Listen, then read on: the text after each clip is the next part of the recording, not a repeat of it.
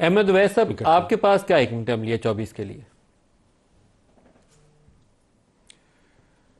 देखिए, 24 का भी दानियाल साहब जो गुफ्तगू कर रहे हैं, ये 9 मई के वाक़या से एक ऐसे प्रिटेक्स बना के उसको पकड़ के बैठे हुए हैं।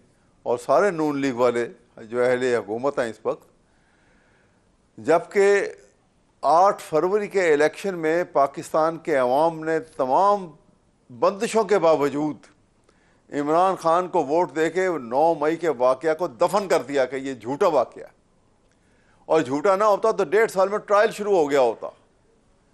ये दबा के बैठे हुए आप लोग बेचारे जेलों में हैं। तफसीलात के ऊपर हम बहस कर सकते हैं कि किसका क्या रोल था। तो 9 मई मेरी बात सुनिए, हुआ है। देखिए ना, मैं ये कौन कह रहा है हुआ है, लेकिन वो हुए में कौन मुलव्वस है और किसने करवाया है।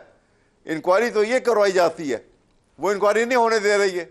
नहीं करवाई इन्होंने इंक्वायरी, जहां करवाएंगे पता लग जाएगा। क्योंकि ये इन्होंने तो उस प्लान के ऊपर अमल किया है कि to destroy the economy of Pakistan and to disgrace arm forces in the eye of people of Pakistan. ये दो काम जो है शहबाज शरीफ की हुकूमत ने, PDM की हुकूमत ने ये दो काम करवाए हैं, और उसी के बेनिफिट में यहाँ आके बैठे हुए हैं। और इमरान खान को इसी वजह से अंदर किया हुआ है कि बस ये इसने कर दिया सब कुछ। और इंक्वायरी इसलिए नहीं कराई कि वो सच्चाई सामने आ जाएगी। ट्रायल इसलिए नहीं कराया कि एविडेंस नहीं मिल रही इनको। आप ये बड़ा अजीब तमाशा बना के बैठे हुए हैं। बात यह है कि मुल्क को इस दलदल से निकालने के लिए आपको कोई बड़ा स्टेप लेना पड़ेगा, और हुकूमत जैसे भी बन गई है इसको मैग्नेनिमिटी दिखानी पड़ेगी, तब हालात सुधरेंगे। वरना बड़ा स्टेप क्या हो सकता है? मतलब ऐसा क्यों नहीं सुधर सकते हैं? इसलिए सुधर सकते हैं कि इमरान के सर बड़ा स्टेप क्या है जिसको आप कह रहे हैं कि एक बड़ा स्टेप होना चाहिए? वो बड़ा स्टेप क्या हो सकता है?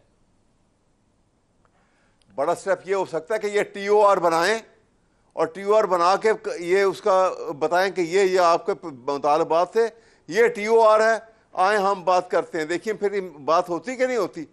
ये कह देना, एक लॉफ्टी स्टेटमेंट दे देना कि हम जी बात के लिए तैयार है, अगले सांस में कह देना कि जी ये तो पार्टी बैन करने का फैसला हमने कर लिया। और कैबिनेट मेंबर बोलते हैं, वो कहते हैं कि जी ये इन्होंने तो 9 मई का वाक़या किया था, इनके साथ तो हाथ भी नहीं मिलाएंगे हम। कभी ऐसे में बातचीत हुई है? बात देखिए ये सर, अगर 24 को टकराव होता है वैसा, तो उसकी कॉस्ट क्या होगी? अहमद वैस साहब, अगर 24 को टकराव होता है तो उसकी कॉस्ट क्या होगी?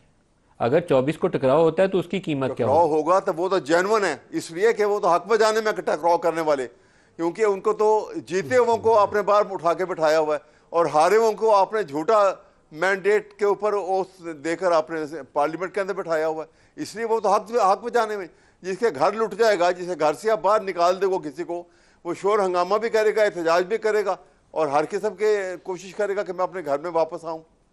इसलिए ये बात नहीं है। लेकिन अहमद वैस साहब, अगर टकराव होता है 24 को, तो इसकी बहुत एक भारी कीमत है, एक बोझ है, इसका उठाने के लिए पार्टियां तैयार होंगी। टकराव का जिम्मेदार कौन है? भी और हुकूमत वक्त भी देखिए ना, टकराव का जिम्मेदार जो है, टकराव के जिम्मेदार जो है इमरान खान नहीं है। टकराव के जिम्मेदार ये लोग हैं। इसी वजह से ये दुनिया में जगहज़ाही हो रही है पाकिस्तान की, और यहाँ अंदर भी जो हालात पैदा हुए हैं। सबसे पहले आपको पता है कि आपको मालूम है कि पॉवर्टी लाइन जो है सोच की वो 55% से तजावज कर गई है। बिलो पॉवर्टी लाइन जो लोग जिंदगी गुजार रहे हैं, ये इनकी